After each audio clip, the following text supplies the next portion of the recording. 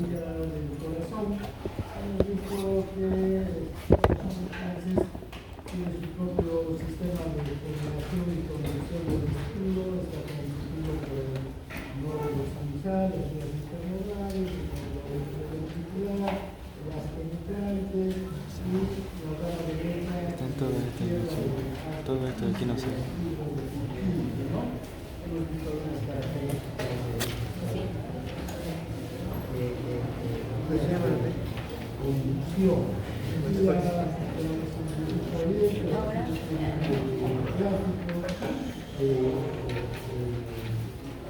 no tenemos al nódulo sinusal, las tres vías internodales, nódulo ventricular, las penetrantes, las vías, la rama izquierda y derecha de las auriculares. Luego, bueno, no les muestro nada. Aquí está, con esto. Nódulo sinusal, vías internodales, nódulo auricular,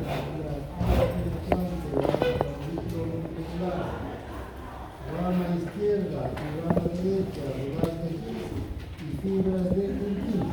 ¿Está claro? Bueno. El nódulo sinusal, ¿qué hace? Genera el impulso. Es el marcapasos. En general, en un ejército, ¿quién hace marcar el paso a todos?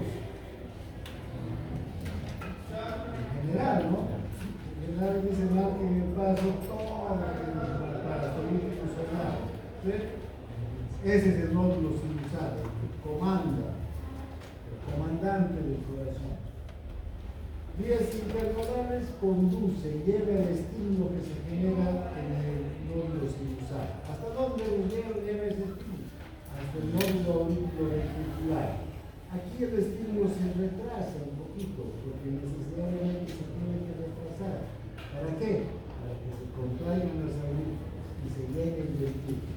Luego, el estímulo pasa el tabique que separa los dos principios, los dos músculos, y penetra en el ventrículo. Y luego está el haz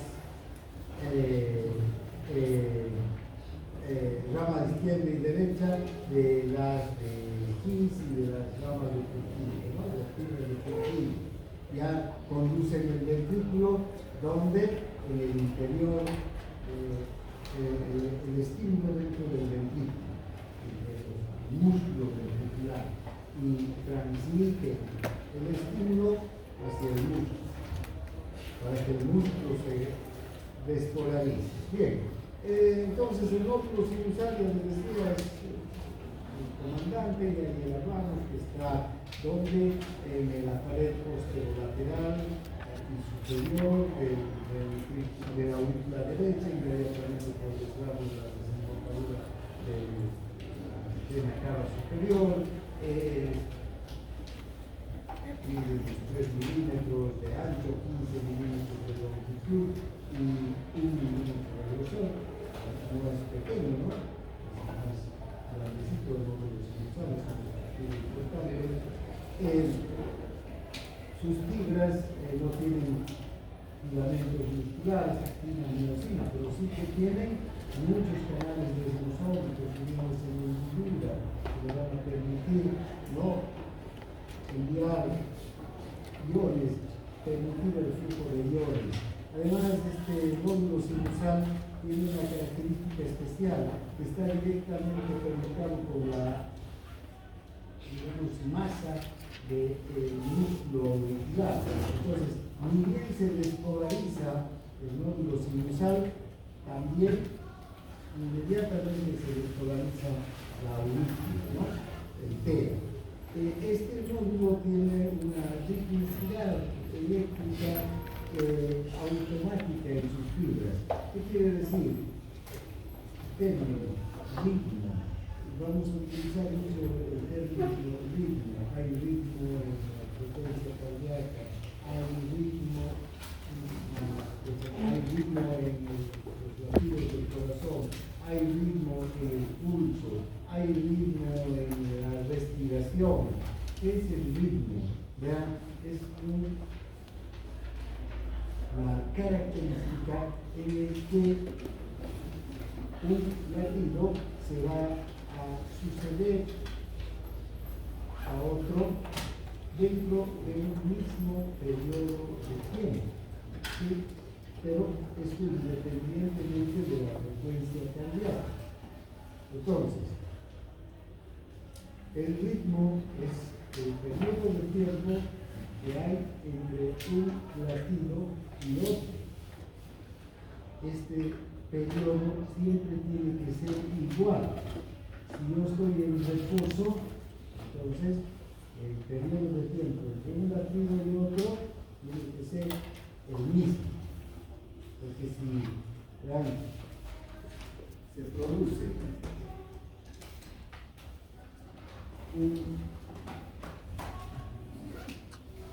el ritmo, para que entendamos este término ritmo más allá también. Aquí se produce un latido, ¿sí? El próximo tendrá que producirse aquí y el próximo tendrá que producirse ahí y el próximo, ahí y el próximo ahí. Entonces hay un ritmo que se va sucediendo. ¿Qué pasa si ocurre esto?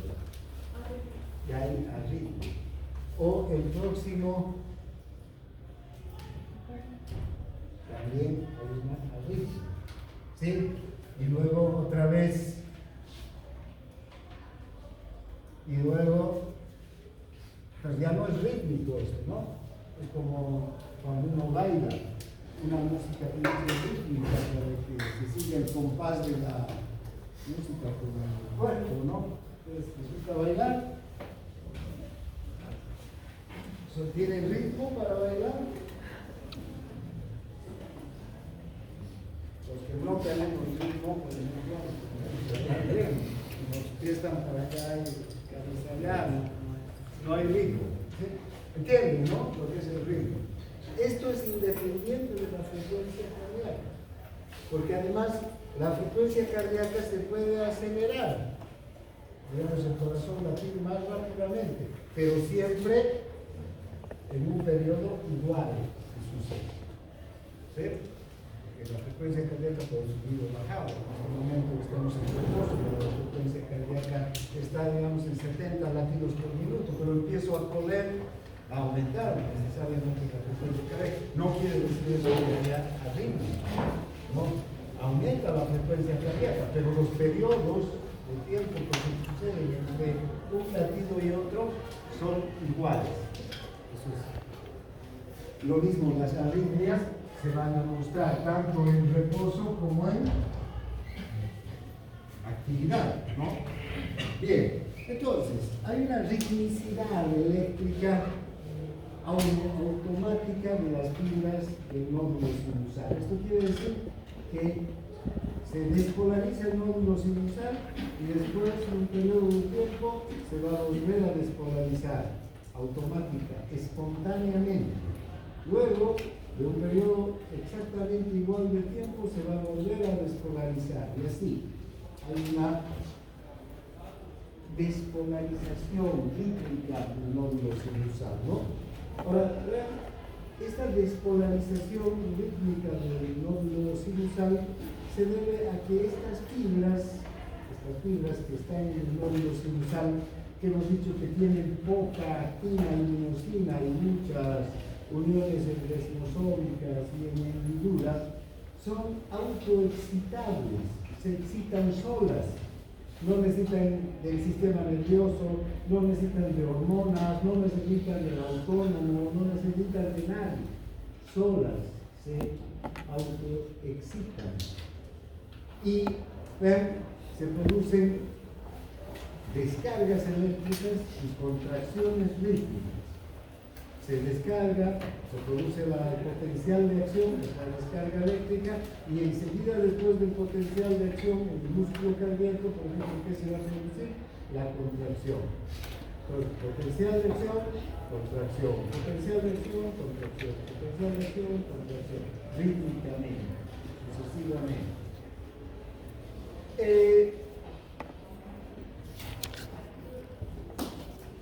El nódulo entonces es el que controla la frecuencia cardíaca, el nódulo sinusal. Ahora, vean, ¿por qué es autoexcitable el nódulo sinusal? Vean que este es el potencial de acción del nódulo sinusal. No se parece, este es el potencial de acción del músculo cardíaco, del ventrículo, es decir, ¿no? ¿Qué tiene el potencial de acción? Tiene reposo, ¿no? Que es en menos 85. Tiene la despolarización por la entrada de sodio. Tiene ligera repolarización, salida momentaria de potasio. Luego la meseta por la entrada del calcio y la repolarización hasta volver a el potencial en reposo, de menos 85. ¿Y hasta dónde llega? Hasta más 20. ¿Recuerdan? Todo el potencial de acción del músculo cardíaco tiene una amplitud de 105 milivolts. ¿Ya? Este es el nódulo sinusal. No se parece a la despolarización del músculo cardíaco, tampoco a la de la neurona, ni a la del músculo esquelético, a la del músculo liso, ¿no? Recuerdan que tienen diferentes potenciales de acción. Fíjense la forma del potencial de acción del nódulo sinusal. Si lo analizamos bien, el nódulo sinusal tiene un potencial de membrana en reposo, entre comillas, que es mucho menos negativo que el del músculo cardíaco.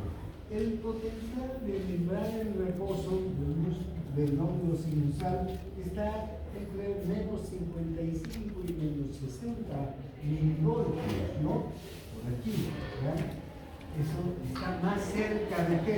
De el cero. Entonces, cuanto más cerca del cero esté, es más excitable, es decir, se excita con mayor facilidad, puede despolarizarse más rápidamente que si está en menos 100, por decir, aquí está muy lejos, ¿no es verdad?, del cero. Entonces cuesta despolarizarse cualquier célula si tiene un potencial tan bajo. Entonces, cuanto menos negativo sea el potencial en reposo, favorece a la despolarización. Pero fíjense, este potencial de membrana en reposo, digamos aquí, o aquí, hasta aquí, no es un verdadero reposo, ¿sí? Porque no está plano. ¿Qué es lo que podemos observar? Que cuando sobreviene la repolarización, está llegando a menos 60 o a menos 55, menos 60, y nuevamente empieza a aumentar la carga eléctrica. Entonces no hay un momento en el que esté en reposo el potencial de membrana, no sea plano el potencial de nódulo sinusal. ¿Y esto a qué se debe? Aquí hay unos canales, el nódulo sinusal tiene unos canales naturalmente permeables al sodio y al calcio. Esto quiere decir que estos canales están abiertos todo el tiempo. ¿Sí? Entonces ingresa calcio y sodio por canales lentos, calcio y sodio. Y vean, estos canales están siempre abiertos. Empezaremos aquí. ¿Sí? Están abiertos los canales naturalmente permeables de sodio y calcio. Y empieza a subir el potencial de acción hasta llegar a menos 40 milivoltios. Pero paulatinamente, no sube rápidamente como los otros potenciales, el del músculo cardíaco, el de la fibra nerviosa, el de la fibra muscular. No, ¿bien? Va subiendo lentamente hasta llegar a quién? Al umbral. El umbral es de -40, mucho menos negativo también que los otros umbrales. Una vez que está en el umbral, aquí sí se abren los canales rápidos de sodio y se despolariza el nódulo sinusal hasta llegar a 0, y aquí se abren los canales de potasio y el potasio va a salir. Aquí se cierran los canales de sodio, se abren los de potasio, son canales que se abren y se cierran por voltaje. ¿Qué tipo de canales se abren y se cierran por voltaje? Estos canales de potasio se van a abrir al tiempo que se cierran los de sodio, cuando llegan a -0, y sobreviene la repolarización. Fíjense, cae el potencial hasta llegar a ¿dónde? A -60, por decir. Llega a -60, pero aquí están abiertos los canales lentos de calcio y de sodio. Entonces no va a quedar en reposo. Nuevamente empieza a subir el potencial, a aumentar el potencial del nódulo sinusal. Y va a llegar al umbral, se va a despolarizar, repolarizar, va a llegar hasta el reposo, pero no va a ser un verdadero reposo, porque inmediatamente el sodio y el calcio van a estar entrando y van a volver a aumentar el potencial, llega al umbral, se despolariza y así sucesivamente. Esa es la cualidad, la característica del nódulo sinusal, que no tiene otro tejido, o sea, que tiene este sistema de conducción en realidad, ¿no? ¿Se ha entendido cómo funciona el nódulo sinusal desde el punto de vista eléctrico? Por eso que no necesita de ningún otro estímulo. El músculo cardíaco, ¿qué necesita para despolarizarse?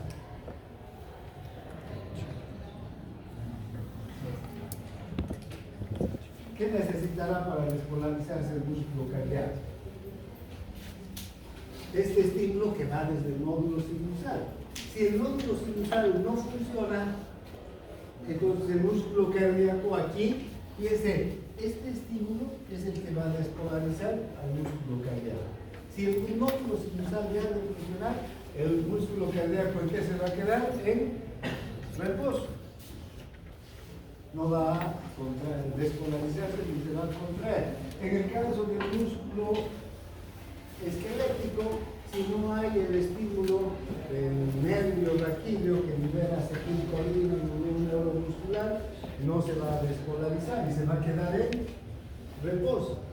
En el caso de la neurona, si no hay el estímulo sensitivo o la despolarización que produce la transmisión sináptica, no se va a despolarizar, va a quedar en reposo. Este nódulo no necesita de un estímulo externo, solito se autoexcita.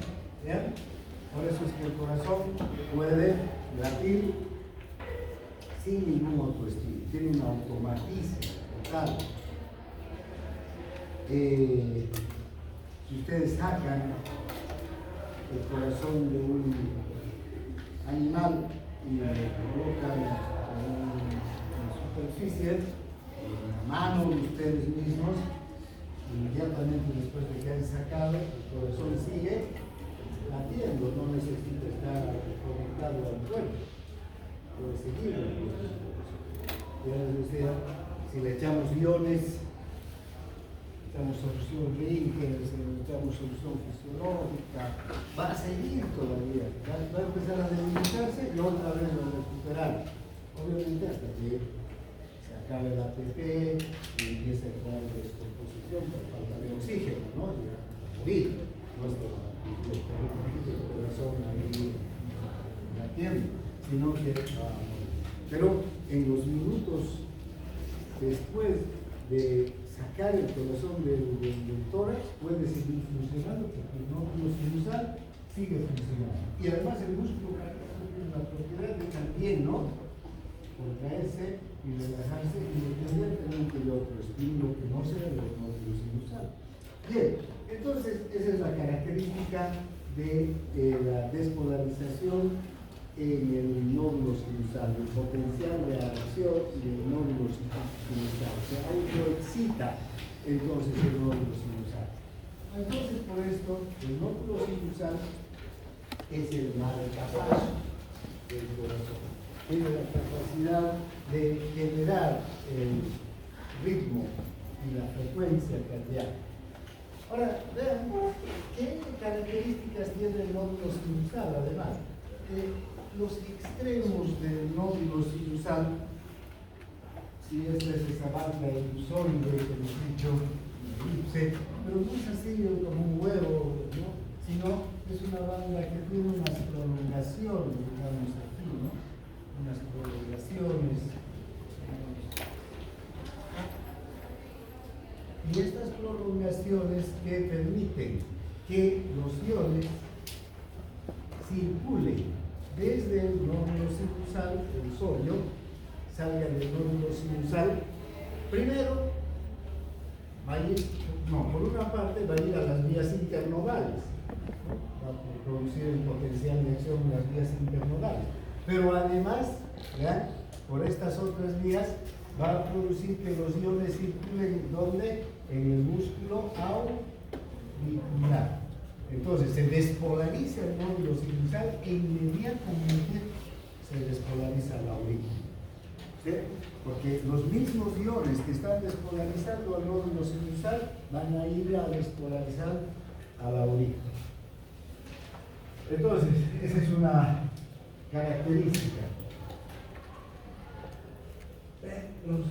Estos potenciales de acción entonces que se originan en el nódulo sinusal van a salir por estas uniones de la mandíbula que están conectadas con el músculo auricular y van a despolarizar toda la aurícula. Se van a propagar por toda la masa auricular.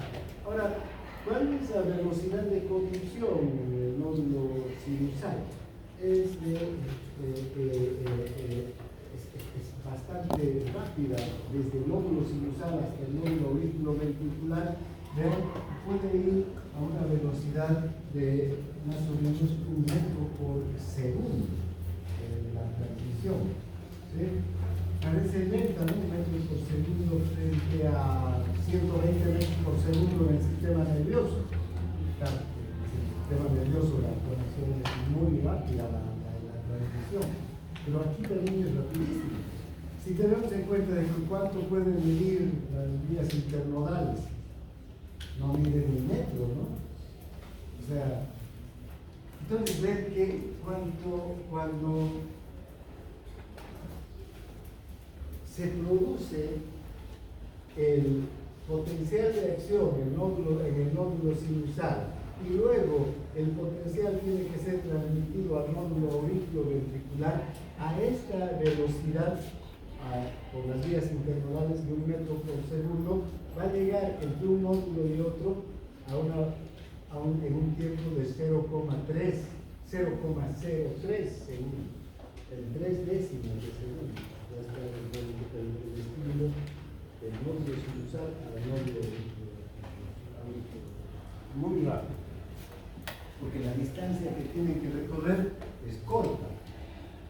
Bien, y la velocidad vía en el músculo auricular es menor, no es tan rápida como en las vías internodales. En el músculo auricular es de 0,3 metros sobre segundo, lo que hace también que en 0,03 segundos se despolarice toda la aurícula. Bien, ahora,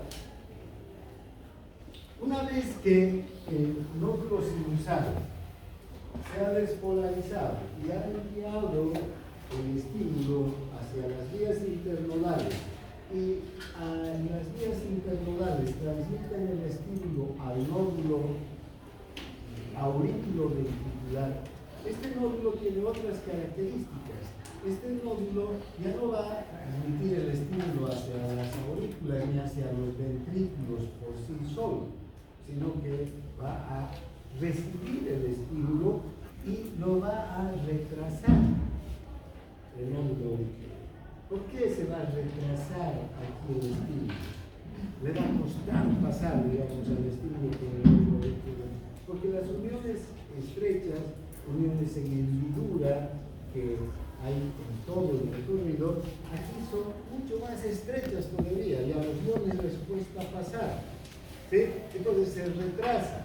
Aquí viene muy rápidamente, volando, digamos, a una velocidad de 1 metro por segundo, pero llegan al nódulo auriculoventricular y se frenan.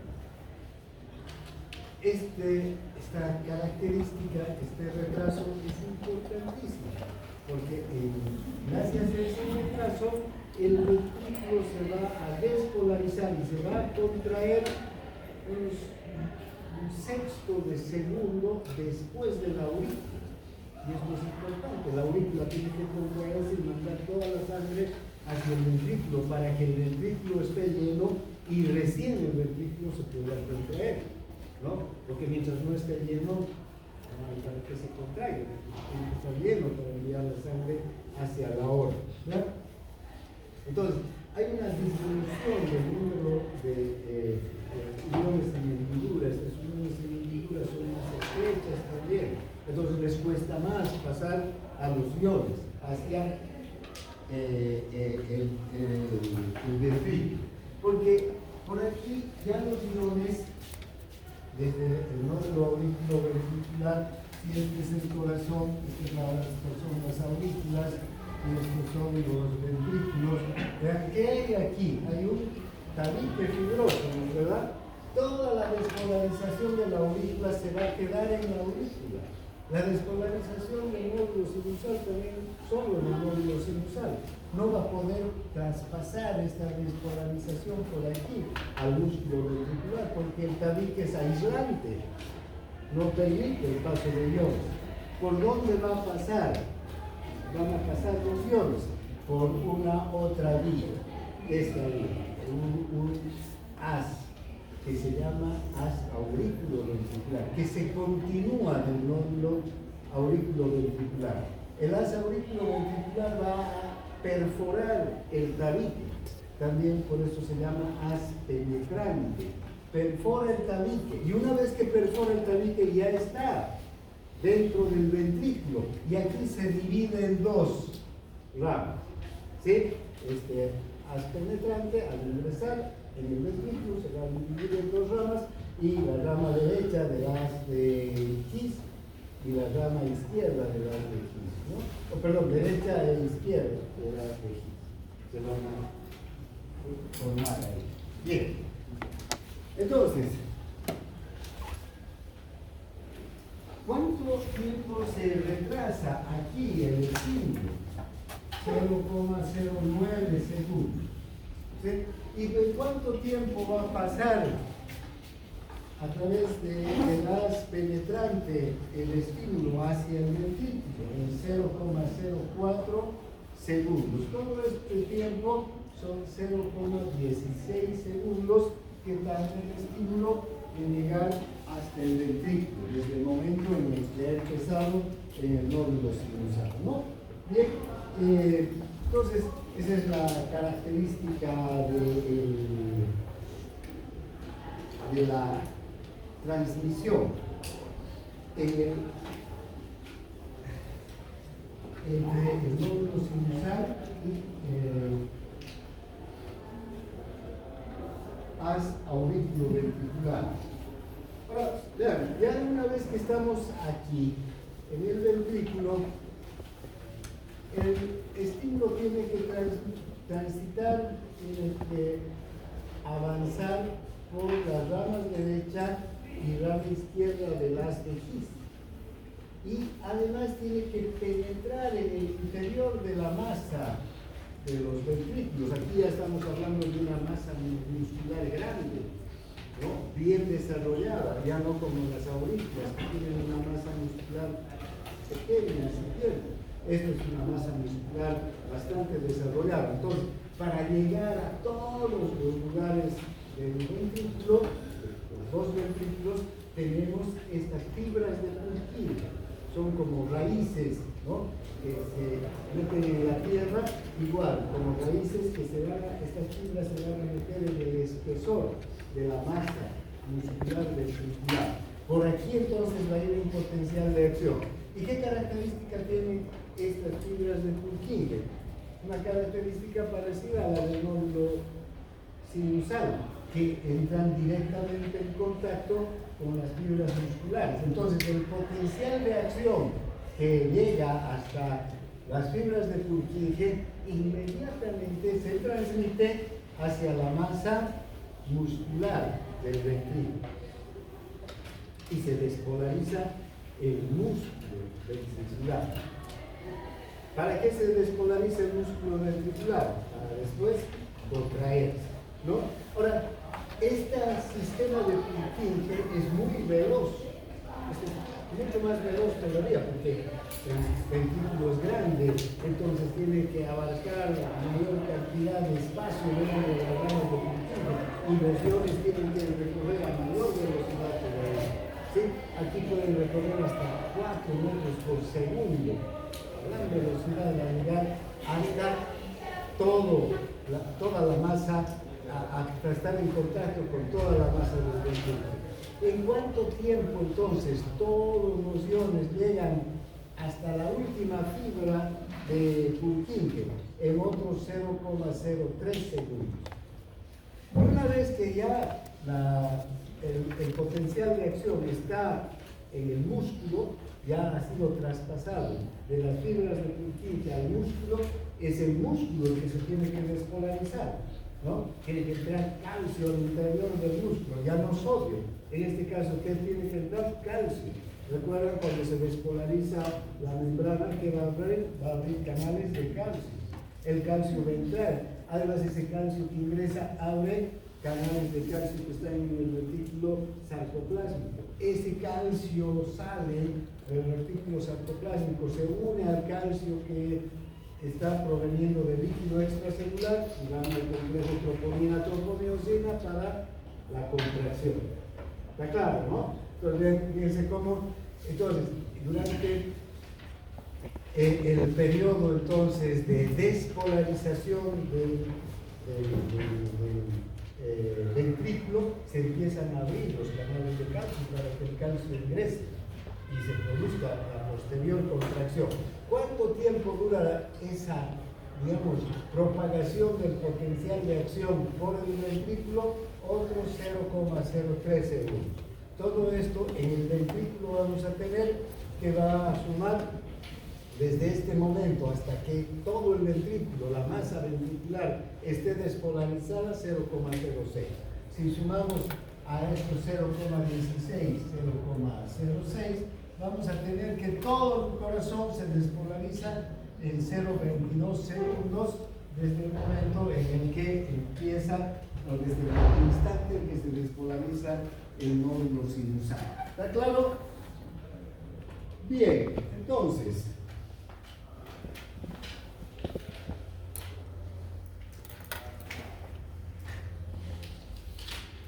les dije que el nódulo auriculo ventricular se frena, ¿verdad?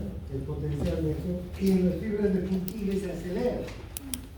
Es un proceso inverso, ¿no? También hay mayores uniones de hendidura en las fibras de Purkinje. Estas son más amplias también, entonces los iones pueden adquirir velocidades mucho más altas que en el nódulo auriculoventricular. Una cosa, estas fibras de Purkinje entonces están distribuidas por todo el tejido ventricular, ¿no? Bien, lo que hemos dicho hace un momento, y fíjense cómo entonces aquí en este gráfico podemos ver si en el nódulo sinusal se produce la despolarización, prolongaciones del nódulo sinusal que penetran en la masa muscular de la aurícula se va a despolarizar en 0,03 segundos, luego va a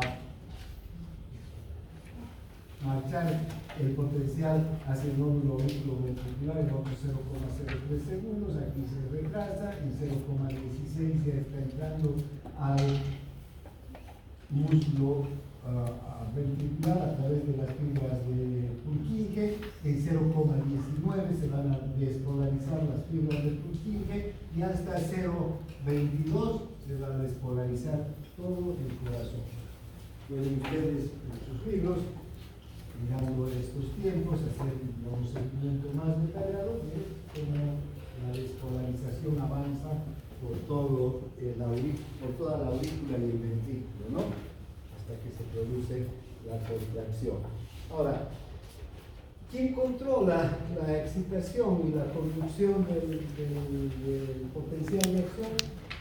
El nódulo sinusal. Es el marcapasos del corazón. Pero, vean, no solamente es el nódulo sinusal el que tiene la capacidad de producir, de generar y transmitir el estímulo. También hay otros marcapasos, así como en un ejército, el general, ¿ya? Es el general, ¿ya? Este va a ordenar que toda la tropa marque el paso, ¿no? Dice marcar el paso, izquierdo, 2, 3, ¿no? Eso se requiere. Cuando se marca el paso, pues se llama marcapaso, ¿no? Porque marca el paso del corazón. Izquierdo, 2, 3, 4, rítmicamente, ¿no? Y así dice el general.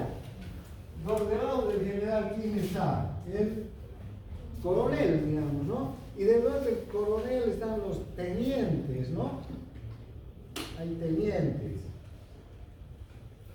Y debajo, ya me faltó aquí, debajo de los tenientes, los soldados rasos, aquí abajo, ¿no?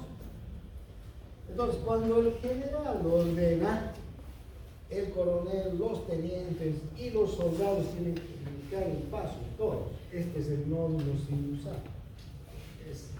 Impone el ritmo. Pero cuando el general cae en la batalla, ya no hay quien dé la orden. Entonces el coronel tendrá que empezar a dar el paso, ¿no? A marcar el paso. Entonces, cuando falla el nódulo sinusal, ocurre lo mismo. ¿Quién empieza a marcar el paso y a generar el impulso eléctrico para que el corazón se contraiga? El nódulo auriculoventricular. El nódulo auriculoventricular empieza a mandar la señal para que se produzca la despolarización del corazón. Pero puede pasar que también al coronel lo maten en la batalla, ¿no? ¿Y quién va a quedar? El teniente. Y el teniente va a mandar la orden para que el corazón, para que los soldados marquen el paso. En el corazón también puede fallar el nódulo auriculoventricular. Y entonces, ¿quién va a tomar el paso del corazón? Va a generar el estímulo eléctrico para que el corazón se contraiga, las fibras de Purkinje. Ahora, aquí hay ciertas características que hay que tomar en cuenta, ¿no? Cuando el nódulo sinusal está funcionando, la frecuencia cardíaca son, digamos, en promedio 70 hasta 100 latidos por minuto. 70 latidos por minuto en promedio, digamos el rango, pero 70 latidos por minuto. Es cuando el nódulo sinusal impone el paso. Además, como cuando el nódulo sinusal se despolariza, aquí están los retratos del nódulo sinusal, si se despolariza el nódulo sinusal, ¿quién se despolariza junto con el nódulo sinusal? La aurícula. Si falla el nódulo sinusal, ya no va a haber y va a reemplazar el nódulo auriculoventricular el paso, ya no se va a despolarizar la aurícula. ¿Por qué? Porque ya no tiene estas características que tenía el nódulo sinusal, el nódulo auricular. La aurícula no se va a despolarizar, ni se va a contraer la aurícula. ¿Sí? Y la frecuencia cardíaca ya no va a ser la misma. La frecuencia cardíaca va a estar entre 40 y 60 latidos por minuto. Va a disminuir la frecuencia cardíaca. Va a seguir el corazón, los ventrículos funcionando, ya no las aurículas. Porque vean, desde el nódulo auriculoventricular, vamos al dibujo de aquí.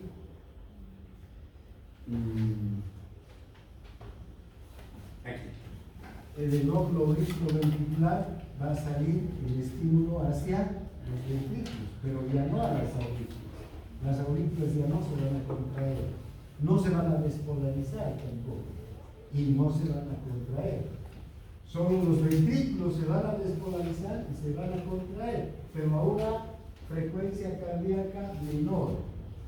¿Sí? Ya va a haber bradicardia. ¿Sí? Una frecuencia cardíaca menor.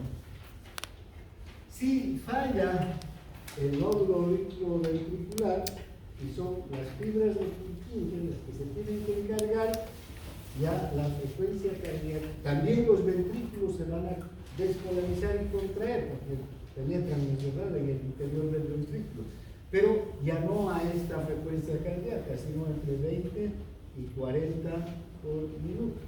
Entonces el corazón va a latir mucho más lentamente. ¿Sí? Ahora, por ejemplo, ¿qué sucede en las dos situaciones? Si falla el nódulo sinusal, ¿sí?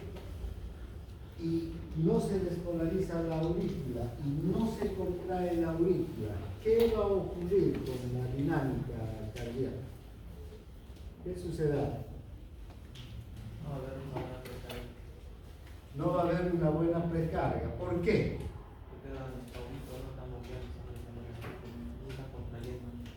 ¿Y la contracción de la aurícula para qué sirve? Para llenar el tipo de... Bien, hemos visto que durante la diástole, empieza la diástole y la presión en la aurícula, digamos en la aurícula derecha es hasta 6 milímetros de mercurio. No es verdad, al empezar la diástole. Y en el ventrículo la presión es 0. Hay una diferencia de presión. Esa diferencia de presión hace que se abran las válvulas auriculoventriculares y pase la sangre. ¿No es verdad?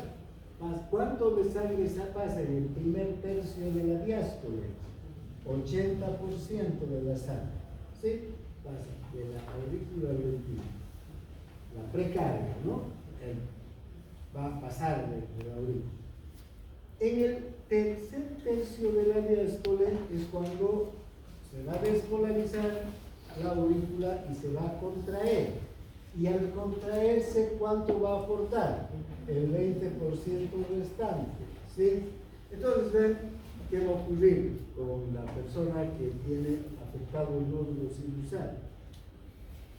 No se va a morir, va a tener la cantidad de sangre necesaria para vivir, ¿no? ¿Por qué? Porque va a pasar el 80% de la sangre. Va a disminuir la precarga, ¿sí? El volumen telediastólico va a disminuir. Ya no va a ser de 120, será de 100, ¿verdad? Menos volumen telediastólico, menos sangre para inyectar, también a tener el ventrículo. Van a haber muchos cambios que se van a producir aquí. Por ejemplo, un cambio va a ser que el ventrículo a aceptar una mayor cantidad de retorno venoso, se va a estirar más al máximo y ahí el periodo o el mecanismo de Frankenstein va a empezar a funcionar. Pero el mecanismo de Frankenstein es fisiológico, no es patológico. ¿Sí? No es para respuestas patológicas. Entonces el mecanismo de Frankenstein se va a agotar pronto. ¿Y cómo se va a agotar? Que este corazón va a crecer, va a crecer, va a crecer y se va a contraer hasta hacerse un corazón grande, ¿ver? Que no va a contraerse con fuerza. Entonces cada vez la eyección va a ser menor. Entonces va a ir caminando con el tiempo hacia una insuficiencia cardíaca, ¿no? Porque no está llegando la suficiente cantidad de sangre al músculo. Pero la persona puede vivir, como quiera. Pero otro problema que se va a presentar, ¿qué va a ser? ¿Vean? Que va a bajar el volumen sistólico. No, perdón, el gasto cardíaco. ¿Por qué? Porque va a disminuir la frecuencia cardíaca. O sea, aquí tenemos menos sangre que le llega al ventrículo y menos latidos por minuto. Y el gasto cardíaco, recuerdan, es igual a la frecuencia cardíaca por el volumen sistólico. Estas dos van a estar disminuidas y va a disminuir, por tanto, el gasto cardíaco. Pero el corazón va a seguir funcionando. En el caso de las fibras de Purkinje, la cosa es más grave. Si se afecta al nódulo auriculoventricular, entonces, ¿qué va a pasar? Dice, si está afectado el nódulo auriculoventricular, la frecuencia cardíaca va a disminuir de 20 a 40 latidos por minuto. La sangre que va a pasar a la circulación va a caer enormemente, ¿no? Y va a tener un gasto cardíaco tan bajo que la persona no va a tener, digamos, la cantidad suficiente de sangre para abastecer las necesidades del organismo. Va a entrar en un shock hipovolémico y muerte, ¿no? A no ser que el corazón se recupere de alguna manera. ¿Para qué sirven las fibras de Purkinje en realidad? No sirven para mantenernos vivos. Todavía el nódulo auriculoventricular nos puede mantener vivos, y pues las personas que no tienen funcionando su nódulo auriculoventricular pueden desarrollar tareas, pero con una actividad bastante baja, ¿no? Caminar, una actividad física bastante limitada, porque no van a tener la cantidad de sangre necesaria para abastecer actividades físicas como subir gradas, por ejemplo, ya no van a poder, ¿sí?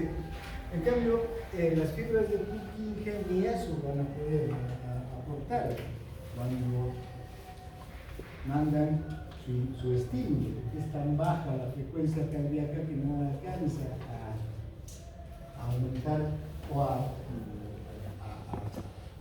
ser suficiente para que el gasto cardíaco esté dentro de los valores o de las cantidades que permitan a las células sobrevivir. Va a estar por 2 litros, 3 litros por minuto en las células, ni la mitad del gasto cardíaco. Es imposible sobrevivir con ese gasto cardíaco. ¿Para qué sirven las fibras de Purkinje? El parasimpático suele, cuando se estimula el parasimpático, en algo en especial, puede bajar la frecuencia cardíaca hasta parar el corazón. Pero recuerden, el parasimpático solamente inerva la orina. Entonces no puede paralizar al nódulo sinusal, no puede paralizar al nódulo ventricular, pero no las va a paralizar a las fibras de Purkinje. Entonces, las fibras de Purkinje producen el estímulo para que el corazón funcione y nuevamente se restablezca todo el funcionamiento cardíaco. A eso se conoce como escape de Purkinje. ¿Sí? ¿Qué es el escape de Purkinje? Entonces, cuando hay una estimulación parasimpática que paraliza los nódulos auriculoventricular y sinusal, las fibras de Purkinje, que no tienen nada que ver con el parasimpático, envían los estímulos y hacen que el corazón restablezca su ritmo, ¿no? Entonces, por eso, para eso sirven las fibras de Purkinje. ¿Está claro? Son los 3 marcapasos, entonces, del corazón, ¿no? Ahora, ya les decía, El nódulo sinusal es el marcapasos, ¿no? Es el marcapasos normal del corazón. También hay estos otros nódulos que pueden ir, ¿no?,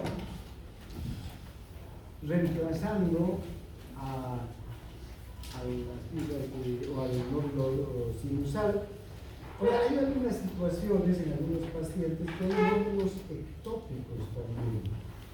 ¿Qué quiere decir esto? Que hay fibras de excitación que ya no están donde deberían estar, están en otro lugar, y estas también se excitan y pueden producir despolarizaciones y contracciones anormales, totalmente anómalas del corazón.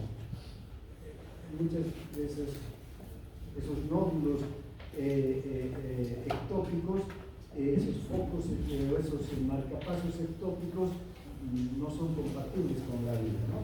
La importancia de las fibras de Purkinje, ¿no?, en la generación de contracción ciclónica.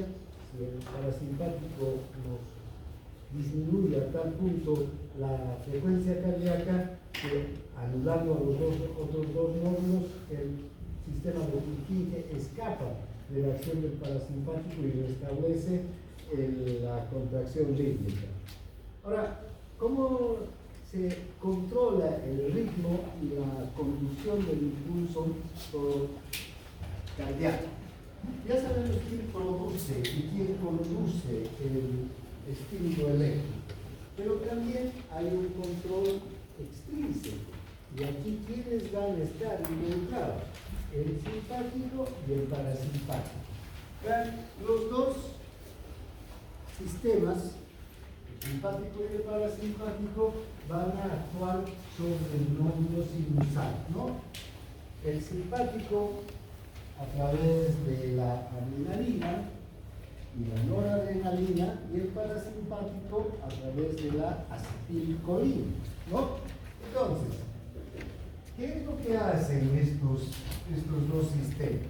El simpático, con la adrenalina, va a actuar sobre receptores beta-1 que están en el nódulo sinusal, receptores adrenérgicos beta-1.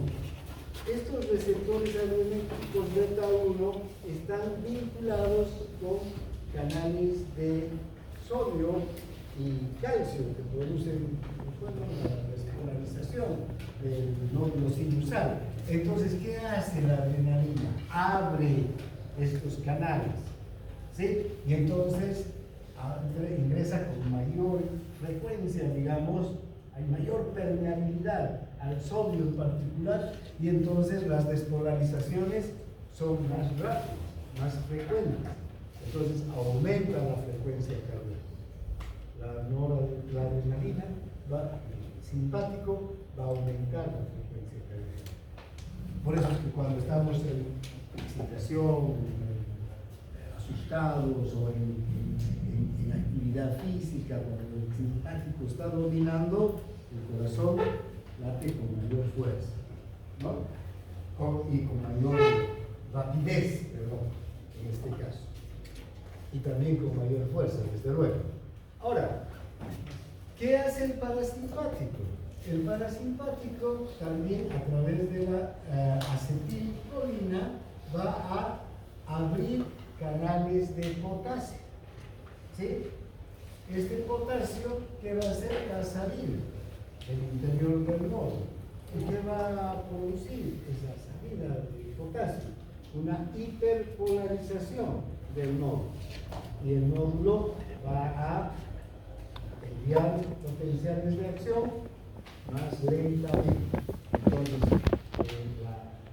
el simpático o el parasimpático lo que va a producir es una bradicardia, un enlentecimiento de la frecuencia. ¿Ya? Entonces, aquí además, ¿qué tipo de receptor habrá?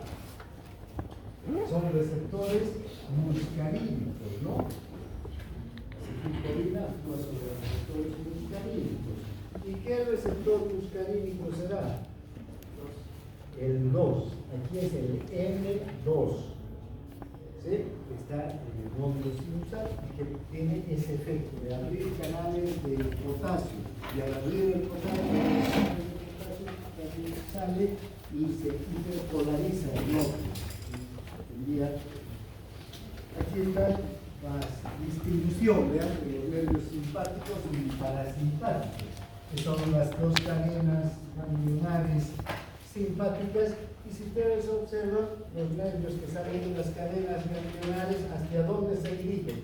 Hacia las aurículas y hacia los ventrículos. Entonces, afectan tanto a los nódulos como a la fibra muscular. Por eso es que el simpático es capaz de producir un aumento de la frecuencia cardíaca y de la fuerza de contracción, porque aquí en el músculo cardíaco también va a actuar sobre los receptores beta 2. Pero estos receptores beta 2, a diferencia de los receptores del nódulo, ya no están vinculados a apertura del canal de sodio, sino que estos están vinculados a un aumento del AMP cíclico intracelular que a su vez va a abrir canales de calcio. Esos canales de calcio permiten que entre más calcio al músculo, y si hay más calcio en la fibra muscular, ¿qué va a pasar? Se va a contraer con mayor fuerza, ¿no? Bien, en cambio, el parasimpático, vean ustedes el vago, ¿dónde llega? Apenas a la zona de los nódulos. No actúa sobre la musculatura, actúa sobre los nódulos, introduce una disminución de la frecuencia cardíaca, pero no tiene nada que ver con la fuerza de contracción, porque no actúa sobre el músculo cardíaco en sí, sino solo sobre el sistema de conducción, sobre los nódulos, los dos nódulos. Entonces tenemos la estimulación parasimpática a través de la acetilcolina, reduce la excitabilidad, actúa sobre los nódulos, no va a tener mayor acción sobre el músculo. Puede tener una acción indirecta sobre la fuerza de contracción. Esta acción indirecta, ¿a qué se debe? A la disminución de la frecuencia cardíaca. En cambio, el simpático sí tiene una acción potente sobre los nódulos y también sobre el músculo cardíaco, ¿no?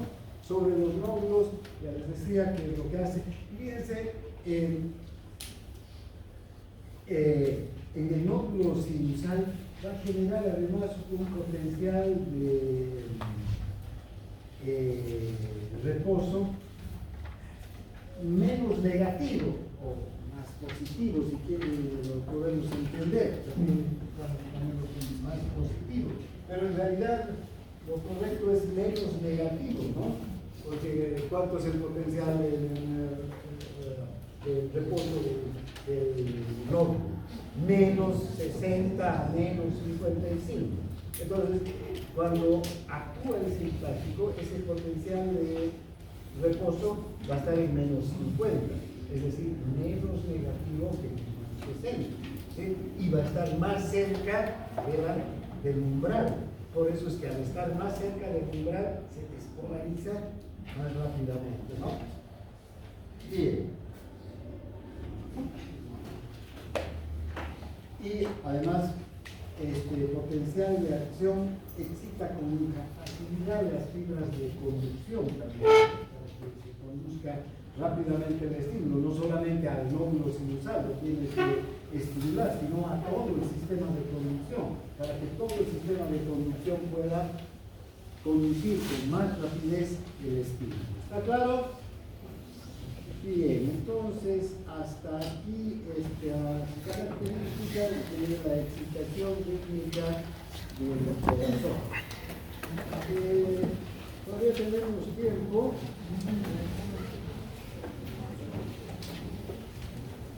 Vamos a ver un poquito la introducción solamente de el electrocardiograma, porque la próxima semana ya vamos a entrar casi un poquito a la práctica del electrocardiograma, entonces ya tienen que sacarse los electrocardiogramas de ustedes. Y entonces, por lo menos ahora, porque este es un tema un poquito, digamos, no largo, pero hay que llevarlo con calma. para que entiendan, lo que importa es que sepan.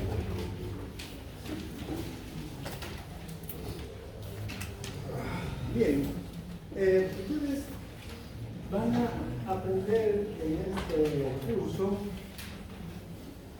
a identificar e interpretar un electrocardiograma normal, ¿no? Hagan el esfuerzo por eso.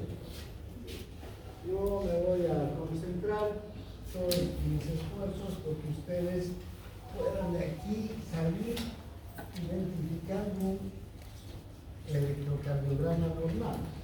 Que es acá, que no me interesa, porque ya saben, me aparece en mis clases. Con ellos no hay mucho,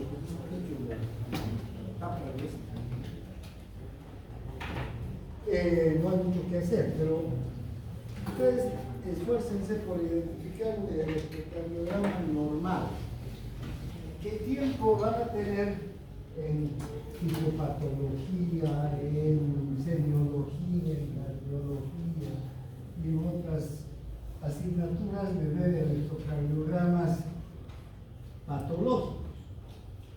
Aunque aquí también vamos a ver algunas características de cambios del electrocardiograma, ¿no? Pero no vamos a entrar en querer salir cardiólogos. A veces también quiero advertirles a los auxiliares, como ya están en curso superior, que empiezan a hablar de electrocardiogramas patológicos, está bien, tienen que hacerlo, pero no se desvíen ustedes, tienen que saber cuál es un electrocardiograma normal, porque si no saben el normal de vida van a entender qué es patológico. ¿No es verdad? Y pues sucede que algunos estudiantes pasan de curso sin saber cuáles son las ondas normales del cardiograma. Entonces, llegan a la patología y ya cuando el profesor de la profesora de Fisiopatología empieza a explicar las alteraciones del electrocardiograma, ¿dónde están parados? La verdad, ¿no? Entonces, hagan un esfuerzo por el cardiograma normal. Que con el electrocardiograma normal les va a ser todo fácil y van a poder entender mejor a los profesores, ¿no? Bien, entonces, vayamos con el electrocardiograma normal. ¿Qué es el electrocardiograma? Fíjense, cuando hablamos de electrocardiograma, nos estamos refiriendo a un registro gráfico de los potenciales eléctricos que son generados por la corriente eléctrica del corazón, pero que se propaga hacia los tejidos vecinos. ¿Sí? Vean que el corazón es capaz de generar una corriente eléctrica, ¿no? Una despolarización. ¿Cuánto será el voltaje que genera el corazón? ¿Cuál es el voltaje? 105 milivoltios. Ya hemos repetido 2, 3, 4 veces, ¿no? Desde menos 85 hasta más 20. Fíjense, esos menos 85 milivoltios, perdón, esos 105 milivoltios que se generan en el corazón, aquí están 105 milivoltios en cada potencial de acción. ¿Sí? Estos 105 milivoltios se tienen que propagar por los tejidos vecinos, se van a transmitir por los tejidos vecinos hasta la piel. Y en la piel, con un electrodo, los vamos a recoger. Y este electrodo va a ir a una máquina que va a dibujar el registro gráfico de un electrocardiograma. ¿Sí? Básicamente es esa la característica de un electrocardiograma. Es un registro gráfico, un papel. Y últimamente ya un papel hay, ¿no? Donde se ve en los monitores, en las pantallas, ¿no? Pero bien, entonces, ahora,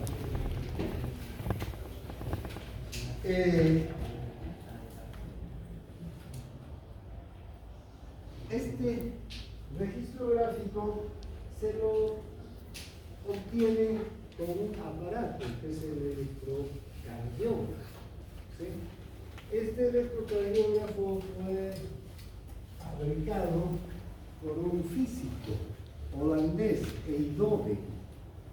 De ahí que pronto vamos a hablar del triángulo de Eindhoven, de la ley de Eindhoven. ¿Sí? ¿Por qué? Porque este Eindhoven fue el que inventó, fabricó el electrocardiograma. El primer electrocardiograma que fabricó Eindhoven era del tamaño de un 9 así de grande, ¿no? Y solamente se podían sacar las derivaciones, digamos, bipolares de los miembros, ¿no? Limitados, pero ya fue el primero. ¿En base a qué hizo Eindhoven el electrocardiógrafo, es decir, el aparato, y cómo se le ocurrió con un equipo eléctrico recoger la corriente eléctrica del corazón? Con dos conocimientos que ya había, ¿no? Uno sobre la electricidad. Ya se manejaba la electricidad, ese era el uso común de electricidad, cuando Eindhoven fabricó el electrocardiograma, pero además las investigaciones fisiológicas que mostraban que el cuerpo humano y las células, a través de los potenciales de acción, generan electricidad, generan cargas eléctricas. Cada potencial de acción es una generación de electricidad en nuestro organismo. Además que se sabía que la electricidad, la carga eléctrica, se transmite muy bien a través de los líquidos orgánicos, de los tejidos orgánicos. Y esto era fácil de deducir porque si yo me electrocuto, y eso observaba que una persona que se electrocutaba, ¿no?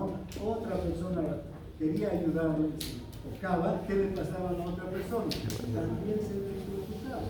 Y si otro más venía a ese, otro más se electrocutaba. Entonces el cuerpo humano es un buen transmisor, un buen conductor de la energía eléctrica.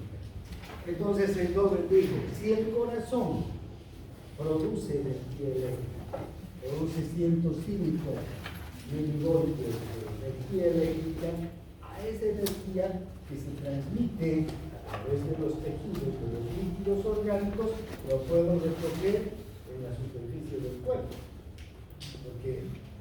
Y gracias a quién se transmitirá la energía eléctrica. Al sodio, que es un ion positivo, el ejemplar está iluminado de sodio, entonces el sodio es el conductor en realidad aquí. Entonces, de ahí vienen, digamos, los principios del electrocardiograma. A ver, todavía creo que tenemos unos minutos para mirar, hacer una primera mirada a lo que vamos a entender como un electrocardiograma normal, el registro normal de la actividad eléctrica del corazón. Fíjense, ¿qué características podemos ver en este electrocardiograma? Este es el registro gráfico de la actividad eléctrica del corazón. Por este momento vean ustedes a este electrocardiograma, después ya van a ver variaciones y especificidades. Pero esto es la primera imagen que ustedes tienen que tener en el electrocardiograma. ¿Qué hay en el electrocardiograma? Podemos ver que hay unas líneas, ¿no?, horizontales. Estas líneas horizontales las vamos a conocer como isoeléctricas. ¿Qué quiere decir? ¿Por qué son isoeléctricas? Porque están en el voltaje cero, si ustedes ven. Cero. Por encima de la isoeléctrica el voltaje es positivo. Y por debajo de la isoeléctrica el voltaje es negativo. Por eso esta es isoeléctrica. No hay, digamos, predominio ni de cargas positivas ni de cargas negativas. Estamos planas.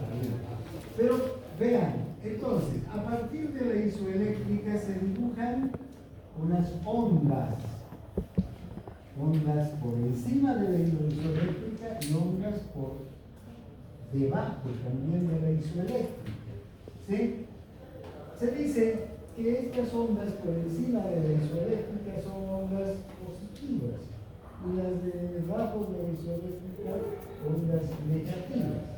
Aunque vamos a ver más allá que no todas estas ondas que están por encima de la isoeléctrica son ondas de despolarización, porque las positivas las vamos a vincular con la despolarización y las negativas las tendríamos que vincular con la repolarización. Pero en realidad, cuando ya analicemos mejor el electrocardiograma, vamos a ver que este dibujo no corresponde tanto a estas características, digamos, de la onda que sea eléctrica positiva o negativa, sino más nos está hablando de la dirección de la despolarización. ¿En qué dirección está yendo la carga eléctrica?